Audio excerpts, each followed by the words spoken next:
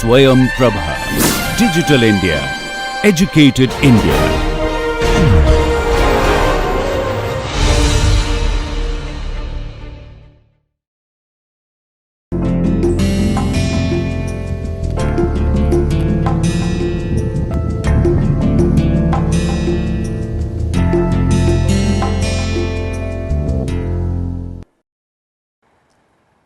Welcome back to the lecture series on NPTEL on bioelectricity.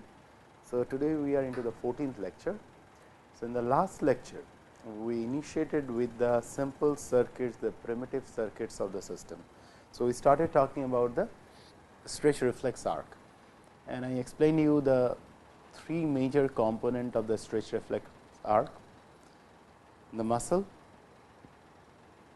the motor neuron, the sensory neuron. Sensory neuron is the one which is carrying the message from the muscle about the change in length, and motor neuron is bringing back the message, telling the muscle to come back to its original position. So, there are within this domain there are few other small elements. So, the sensory neuron which goes into the spinal cord and conveys the message to the motor neuron, it may do it either by directly synapsing on the motor neuron, or it may synapse via a interneuron. These are series of small neurons which perform a wide range of function in terms of computation at the central nervous system. Okay. Now, at the level of muscle, there are two components. The one component is the component which senses the change in length, or the sensor element. The other one is the actual muscle which is getting stretched and coming back to its original position. Okay. So, last time when I showed you the circuit, I did not introduce all those nitty-gritty details. So, today I will introduce all those nitty-gritty details. Okay. So, coming back to the slides. So, this is lecture 14, and let us draw the circuit now. Okay. If so, this is the muscle, okay, which I am drawing in green now. So, it is the change in length of this muscle which matters, and within that muscle you have certain elements like this. These elements are essentially the elements which could sense the change in length. So, they have a special name, those are called muscle spindle. So, now talking about muscle, I have to tell you a little bit about the muscle before I could explain what is muscle spindle and what is a regular muscle. So, muscles generally, if we go through any physiology or developmental aspect of muscle, you will realize muscle development is a very interesting process. What initially happens when the embryo is developing and all the muscle, all our musculatures are being formed, it kind of starts like this. So, you have certain specific cells which are destined to become muscle. Fine. Those which are destined to become muscle initially divides. After division, they align themselves kind of in a line, and then those individual cells loses their part of their cell membrane and becomes a continuous structure, which is called a myotube. So, say for example, just what I am trying to tell you, it starts like this. Say for example, these are individual muscle cells, fine, or say for example, these are the initial cells which are destined to become muscle, fine, like this. So, these cells initially starts dividing. So, the division process starts, they are dividing now. Okay. You will see clustering of them.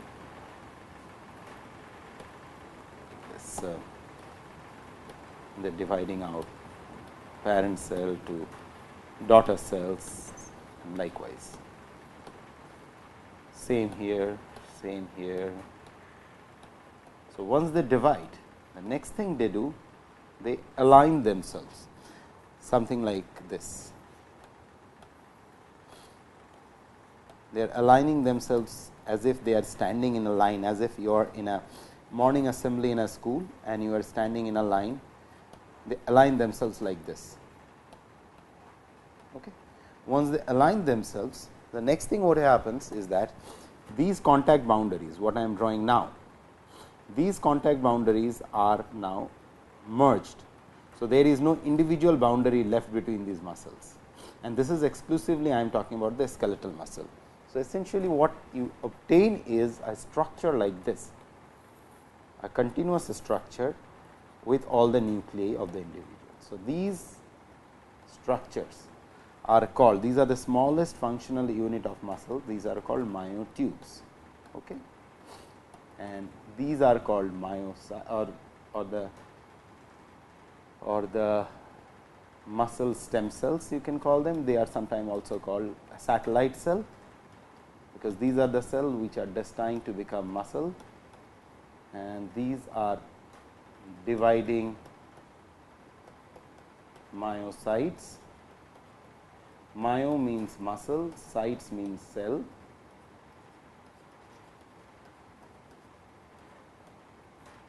Cells. Okay. So, this is how the myotubes are formed. Now, then how come this next element which I was trying to tell you, this spindles are formed. So, that is something a different story. So, there are two existing theories.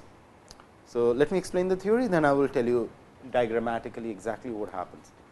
One theory says that when we talk about muscle stem cells, there are cells which destined to become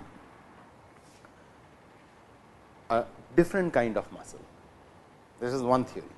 So, in other words, coming back to the drawing, if I come back to the drawing out in the slide. So, whenever we talk about these muscle stem cells, so there may be, so one of the theories says there may be other kind of muscle cells which are different from the existing ones, okay, like this, and they attain a different pathway. Instead of making a myotube like this, they form very specialized structure like something like this, a spindle shaped structure, and this spindle shaped structure has the ability to, they are called muscle spindle, which is essentially this kind of structures, and these muscle spindles have the ability to monitor the change in length of the muscle. Okay. This is one existing theory. It is not really clear. There is another theory. That other theory is even more interesting. It says that the muscle starts developing from the common root. There is a pool of cells, stem cells, which destined to become muscle. They become myotubes, but at the myotube level, some of the myotubes. So, at this stage, now coming back to the slides again, at this stage, some of the myotubes go for a different fate, and those myotube eventually becomes muscle spindle. But how exactly this development is going on, and of course, there is another catch to this game. They say that this formation of the muscle spindle is also a function of the neuronal innervation, the kind of neuron which. So, in the blue what you see is the neuronal innervation I am drawing. Okay. Say that this formation of muscle spindle is a function of a kind of neuron which is synapsing on them, decides what will be the fate of that particular myotube.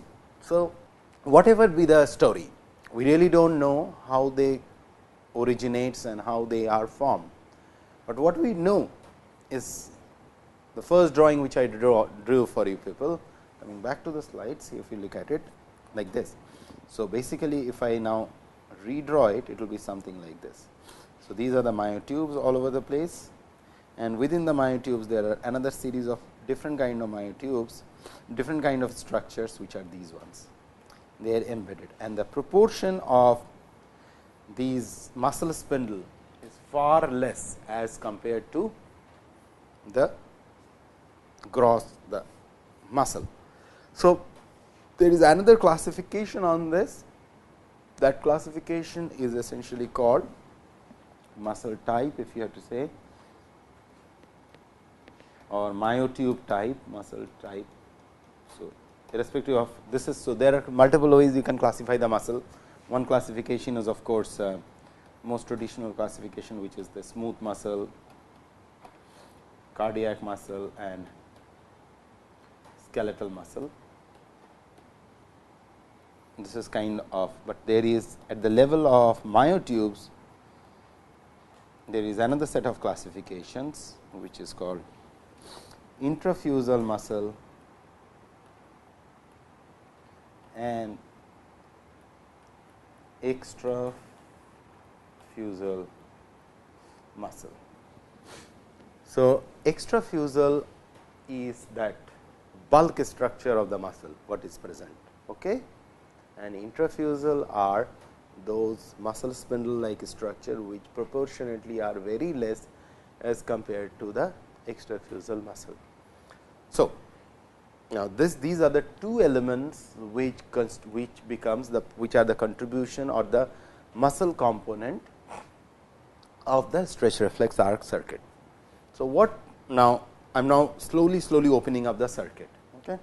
So, now if this is the case, and now if this is a extrafusal fiber likewise, you know, and just for your interest, to realize these extrafusal fibers or the bulk fiber, these individual myotubes form supercoiled structure among each other, and they form fibers, myofibers. So, we started with myocytes, we form myotubes, from myotubes we form myofibers, and these individual myofibers, then those spiral like those intertwined structure then interact with other intertwined structure of fibers, and they form what you see is your muscle, the whole muscle fiber. So, it is a very interesting three-dimensional structure of coiling and supercoiling, which gives you all the strength of all the work you do all your life. Okay. So, coming back. So, now we are now dissecting out the individual component. So, among this, so this is your extrafusal fiber all over the place, and within this extrafusal fiber you have these interesting component of muscle spindles, which are sitting like this, and they are actually spindle shaped kind of structure. Okay. And these are the nuclei, and out here there are multiple nuclei likewise. Okay. Now, this circuit, first of all, here, so as I told you that it is the muscle spindle which has the ability to sense the change in length. So, now impact falling on this, fine, that is I am showing in yellow. Once the impact falls on it, what happens is this muscle length gets changed. So, say for example, if it is a finite length, let us assume it has a finite length of L, fine. L you can put any unit, centimeter, millimeter, whatsoever, fine. So, now when the stretch falls, this length changes to become L plus delta L. Okay. So, delta is the deformation which has taken place in the muscle. Muscle is stretched now,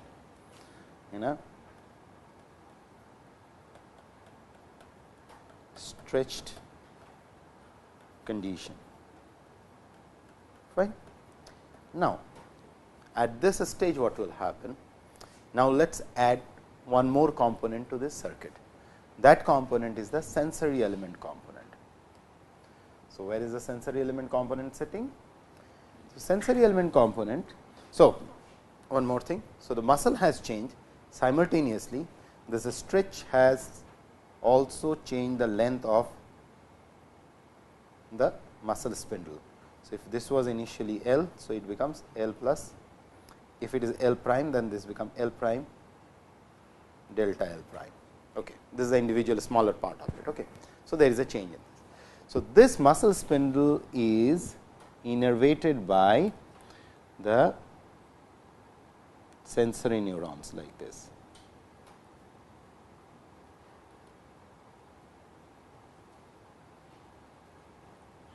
And the sensory neuron is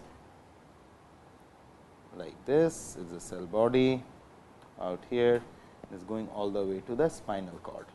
Fine.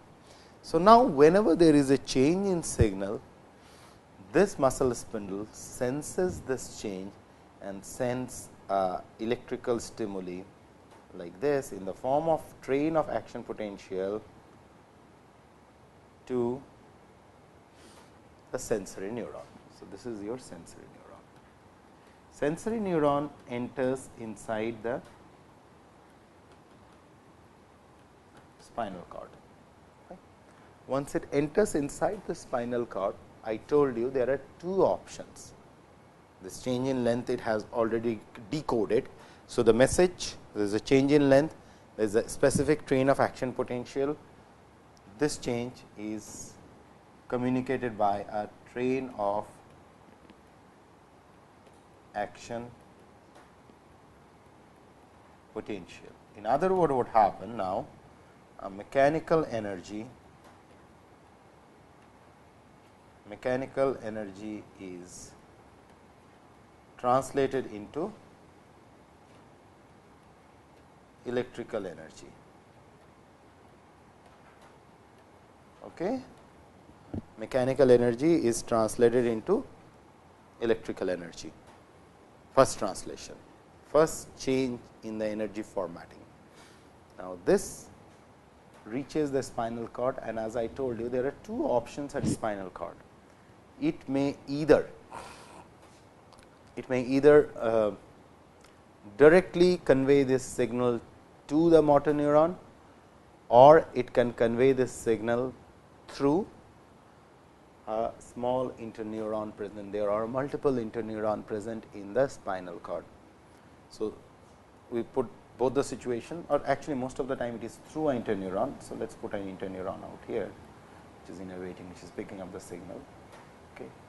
And this it is conveying, this signal now conveyed to the motor neuron out here. Let us put the motor neuron component. So, here in violet you have the motor neuron component. So, here this electrical signal which came from the strain of electrical signal which came from the sensory neuron is now transmitted to the interneuron.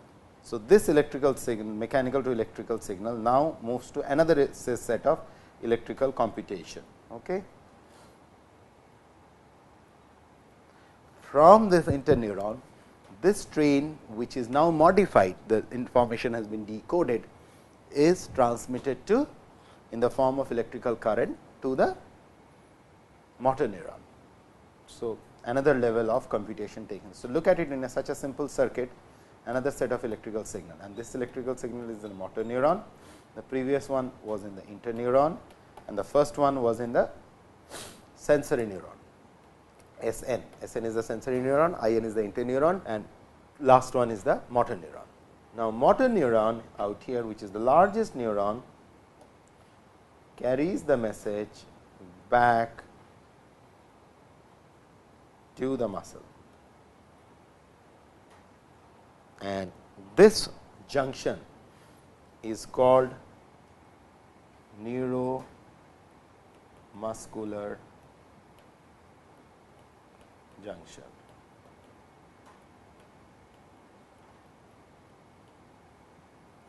So, now the electrical signal of the motor neuron is translated again back to a mechanical signal in muscle.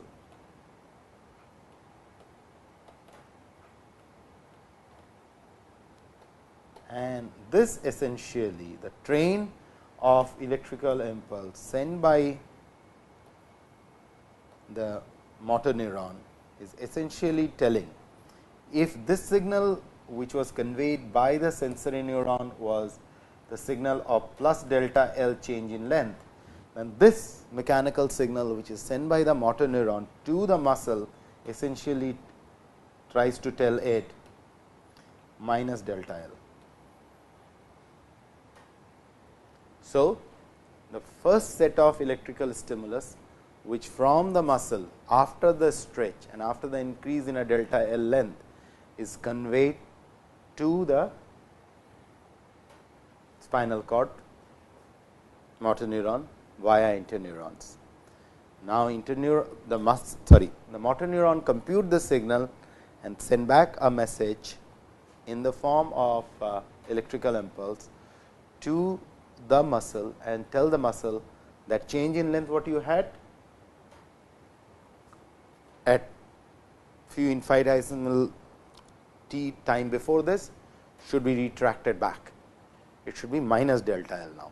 So, this electrical signal what out here is originating on the motor neuron is diametrically opposite, if we have to understand it, from this signal which was conveyed in terms of plus delta L, and this one is saying minus delta L. So, come back to its original position. So, after this change it will tell you come back. So, that it should be again becomes L. So, this is essentially, if you look at it, for such a primitive, for such a simple circuit, this is the most primitive circuit which has evolved through million of years. Even this circuit also has first a mechanical signal, to a electrical signal, then that electrical signal gets modified at two different level, and then again that electrical signal after all this modification come back and convey is getting converted into electrical to mechanical signal. So, this is the beauty of biological computation, and how you can study we have already talked. You can poke an electrode out here, you can poke an electrode here, if you can really rebuild the circuit on a chip, or you can do it in animal preparation. It is very tricky though. You can pick an electrode here, you can poke an electrode here, several ways you can really measure all the signal. You can stimulate this circuit and you can do the measurement. But yet there are several things which on this circuit what we haven't touched. The first thing what we haven't touched, let me tell you, is how when there is a stretch on the muscle, how this change is being sensed, or in other words, this change in length. I told you that there is a change in length in the on the muscle spindle. The change in the length in the muscle spindle, how that information on the muscle spindle is transmitted to the spinal cord. Because I will tell you why I am asking this question. Because as of now, whenever in the last class I was trying to explain the synapse and everything, I told you something like this. It is working like this. If this is a muscle and this is a neuron, then the signal which comes from here, the train which comes from here is conveyed here. But think of it, here is a reverse situation happening. If this is a muscle spindle, this signal is being picked up by if this is a sensory neuron in blue. So, this signal is being picked up out here. So, this transduction out here, I am showing it to you in green. Okay. This transaction, how this signal, how this change in this length is being conveyed is not clear. It is really tricky to understand how this information from muscle spindle is transmitted to the sensory neuron.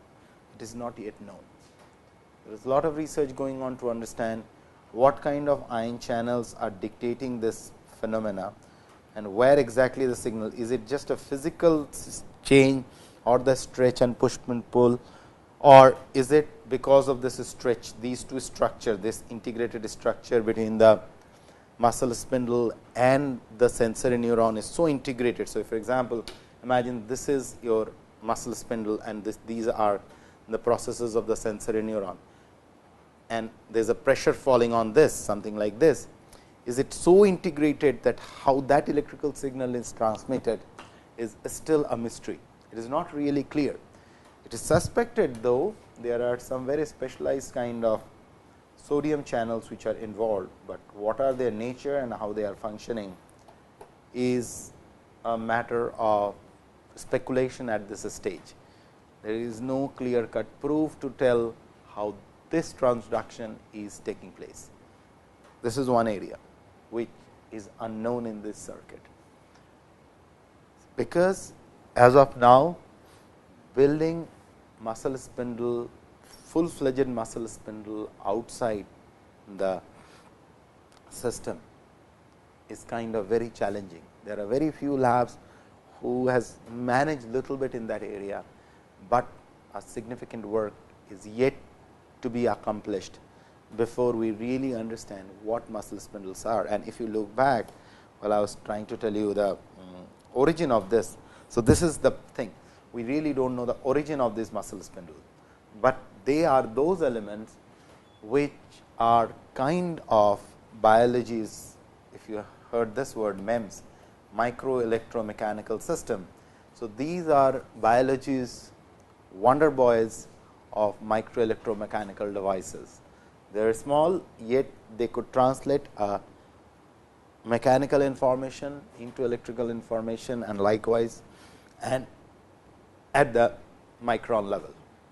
So, we really do not know, coming back sorry, we really do not know how this information of change in length is being conveyed from the muscle spindle to the sensory neuron. Next thing is that what we know, of course, there are two sets of motor neurons.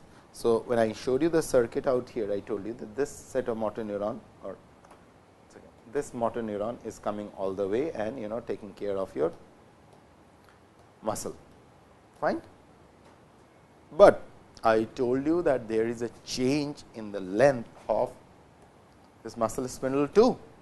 So, the muscle spindle has to come back to its original position, how that is being taken care. So, at this stage there is, I will introduce one more complexity to this circuit. There is another set of motor neuron. Those are called gamma motor neuron, and these are called alpha motor neurons. These gamma motor neurons simultaneously convey a message which innervates on the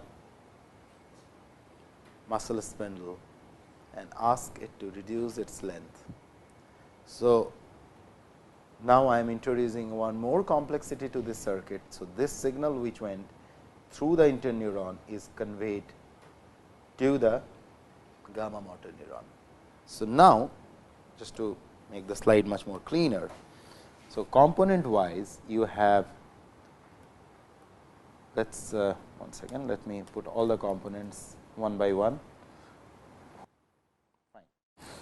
You have extra fusel fiber, you have intrafusal fiber, or which is also called muscle spindle. You have on this side you have sensory neurons, this is the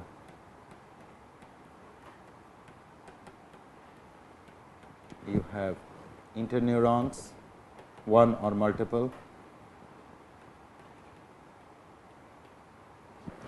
Then you have motor neurons shown by Mn, alpha and gamma. So, for the same stretch reflex circuit, what I started in the beginning of this class or in the previous class,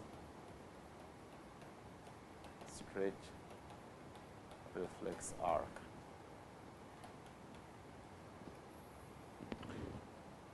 Now, if you look at it, there are at least 6 components. You have the stretch sensor in the form of muscle spindle.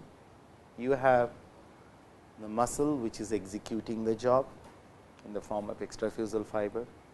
You have the sensory neuron which is wrapped on the muscle spindle, which carries the information, translate the information to the interneurons.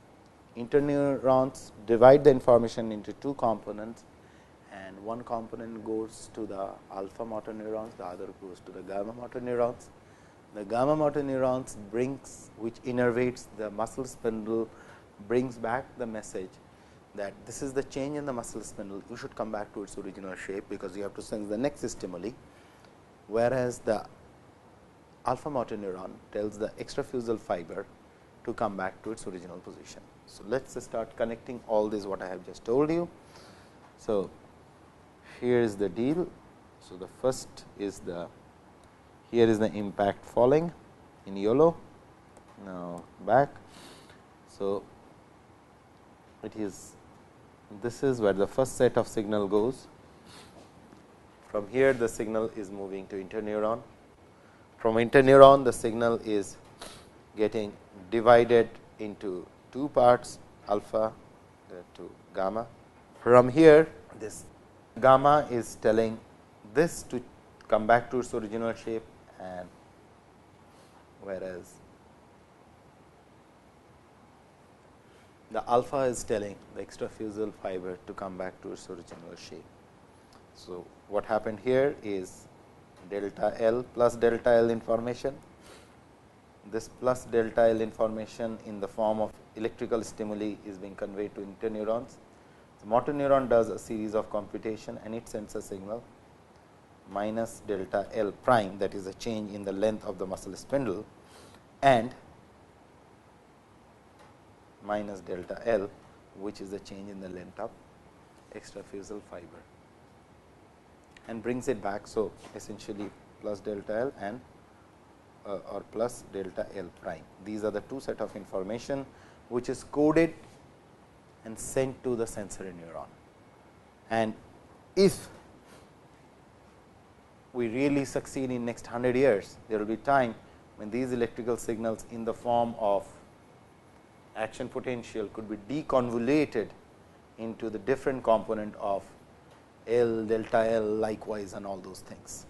So, when we talk about neural code, it is that neuronal signature or action potential signature, which travels in the form of action potentials from by translating a mechanical stimuli, a smell stimuli, hearing, of course, that is also translated as a mechanical stimuli, or a visual stimuli into electrical signal. And what are those unique electrical features is a matter of tremendous contention, that what are those features, what makes you realize that this smell is of, say, some specific, some rose perfume, or some jasmine perfume, or this particular thing taste like that particular wine, or likewise. So, these electrical signatures are all.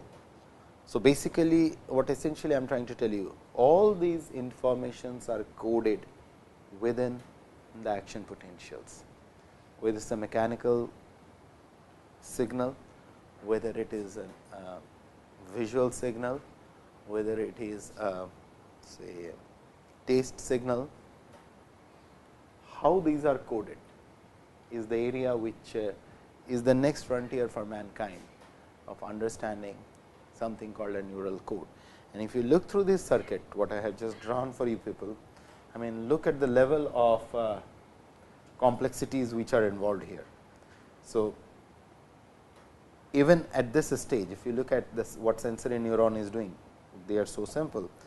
Basically, what you will see in a patch clamp, so if this is a sensory neuron, what you will be seeing is something like this, that is it. Now, how from this you can deconvolute it back and tell this component is saying the change in delta is the change change in length of say muscle spindle and change in length of extrafusal fiber. How? And these are the questions, because that is what it will tell. If you put an electrode out here, a patch electrode or any extracellular, intracellular, irrespective, that is the train you are going to get. What kind of mathematical tools you will be needing to decipher these signals, that how this process is being actually coded by a neuron, which could in mathematics, I mean basically what you are doing is that you are integrating all this signal in one packet, and then within the packet which component is for whom, and then you are kind of it is just like there are a lot of letters they are in a van and they have to be distributed, and the postman exactly knows this will go to, so this will go to this house, this will go to this house, this will go to this house. Okay. How a neuron does that? How, when think of it, I mean how beauty it is that at this level, if you come back to the circuit on the slide, you will see at this level also, when it is conveying to, it is partly conveying to the two kind of, say for example, interneurons, it knows which signal, like which one has to be conveyed to which one, and from here again they are following the separate path. And not only that, there is one more thing which I have not discussed, of course, we are going to come back on this. So, when this signal is coming at the neuromuscular junction from the motor neuron, there is a transduction process, which of course, we will be dealing as we will be progressing. How this electrical signal is again translated into a mechanical signal in the muscle and leads to the contraction of the muscle. We have not discussed that, we will be discussing it. So, what I wanted to kind of get in front of you is the thinking process, what you guys need to cultivate to understand this whole area of bioelectricity, the way things have evolved, the way the electrical signals are changing their features, and way so much information is encoded in those action potentials. That is something you just have to not only have to read, you have to think over it, because there is a lot of thinking involved here, because it is on all those waves lies the very core of our existence, the very core who we are lies in those waves, and this needs immense amount of thinking and speculation and imagination to figure this out. And that is why I am kind of putting them, instead of really bogging down with information. I am trying to tell you that see how such a simple circuit, you can get the recordings, not a big deal. There are a whole range of, but to appreciate the bioelectrical signal, you need to have your imagination in place to think that wow, this is not something such an easy feat. This must have taken a million years of evolution to reach to that point where you can code these signals, and think of the application. If someday somebody could decode these kind of things, or say for example, something like this. I mean, if somebody could decode, if mankind can do so, how easy will be our next generation computers? How much information, how the whole communication concepts are going to change, because biology store way more information, and if our average life is 80 years, then for 80 years it kept on storing the information the way it wished to. Okay. So, I will close in here. In the next class, we will resume further from this circuit. There are aspect of the circuit which we have not dealt, especially with the how electrical energy translated into mechanical energy on the muscle. We will talk about it. We will talk about the molecular structure of the muscle, or the proteins, how they are arranged, and how their movement brings about the contraction, and how the neuronal signal is conveyed to them. Okay. Thanks a lot.